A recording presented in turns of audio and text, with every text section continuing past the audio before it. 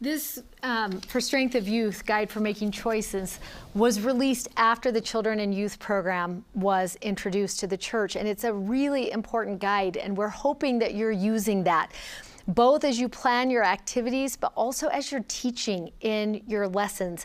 As we talk about belief, this is the part of the program where we talk about teaching and what it looks like to be teaching. And as you consider that, as you think about that in your quorums and in your classes, let us just invite you to consider a couple things. First of all, we want the adult leaders to be teaching.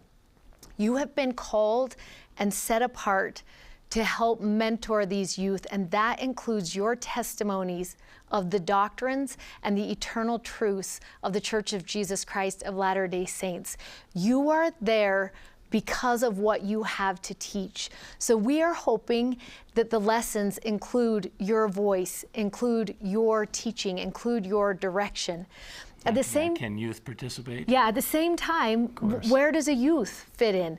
Yeah. And this is a mentoring program. We're mentoring discipleship, so we're also hoping that those youth are invited to help take a portion of that lesson, that they would maybe share an experience, that they would study a scripture story that might add to that lesson. And as they grow incrementally, and we'll talk about this more in a minute, that they may take a little bit more of that lesson and a little bit more of that lesson.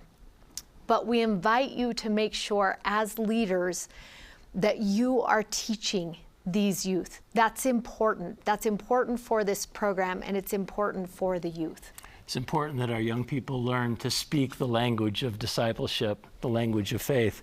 But job one is to drive those principles deep into their souls.